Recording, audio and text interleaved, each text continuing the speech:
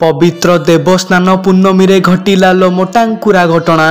श्रीजीउଙ୍କ स्नान यात्रा चलीथिबा बेले गहली भितरु सुबिछि एक भयंकर चित्कार।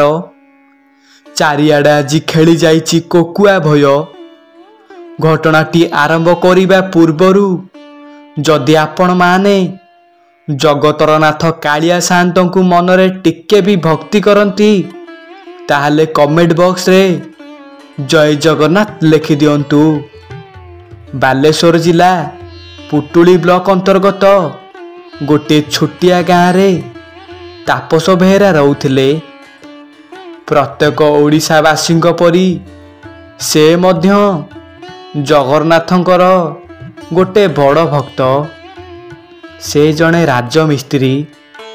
से केतबेले केमिति कामरु टिके जदि फ्री हुअंती परिवार सह किंबा सांग मानक सह मिसी पुरी जाई कालिया को देखि आसंती। प्रत्येक वर्ष स्नान पूर्णमी रे से पुरी जाती।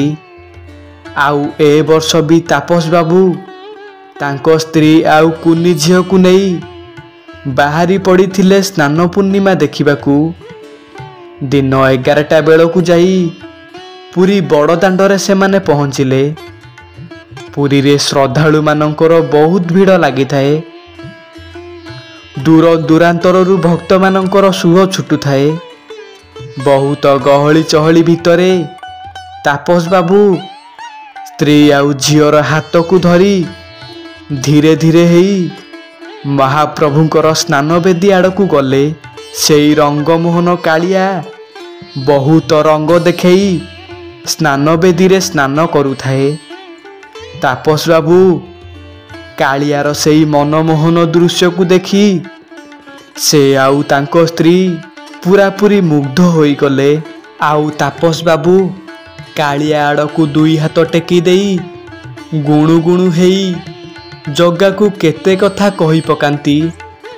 आउ तांको स्त्री भी तांकर दुई हाथ जगा आड़िकी टेकी देई कालिया प्रेम रे मुग्ध होई जाती।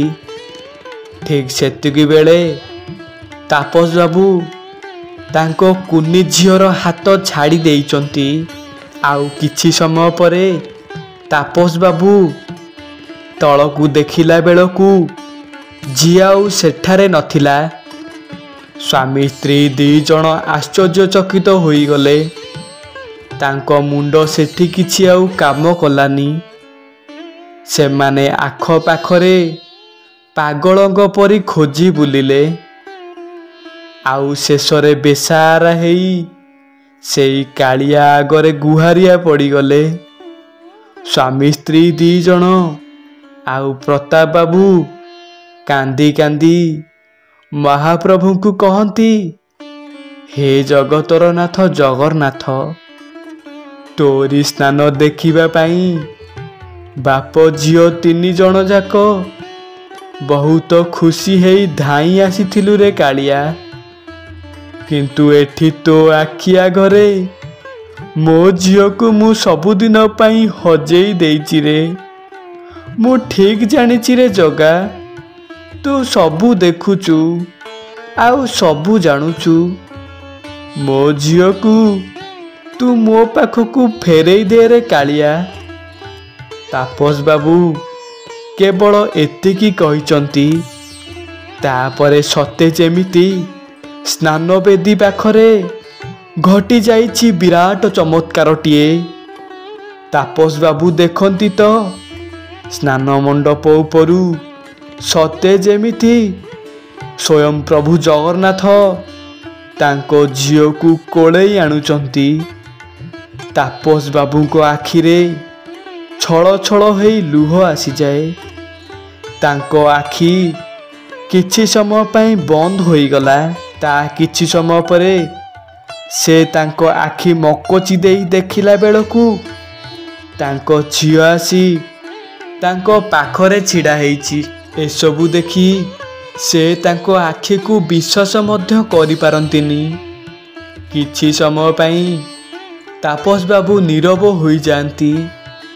तापरे कुनी झियो को जाबुड़ी धरी पचारती, ତୁ କୋଉଠି ଥିଲୁ ଲୋ ମା? ଝିଅ ବାପାଙ୍କୁ ଉତ୍ତର ଦିଏ, ମୁଁ ହଜି ଯାଇଥିଲି ବାପା। ଆଉ ମୋତେ ଜଣେ ପଣ୍ଡା ଭାଇନା ଆଣି ଏଠାରେ ତମ ପାଖରେ ଛାଡ଼ି ଦେଇ ଗଲେ। ତାପସ ବାବୁ ସବୁ ବୁଝିପାରନ୍ତି। ଆଉ ମନେ ମନେ ସେ କହନ୍ତି, ଧନ୍ୟରେ ତୁ ଲୀଳାମୟ ଠାକୁର, ଧନ୍ୟ ତୋର ଲୀଳା।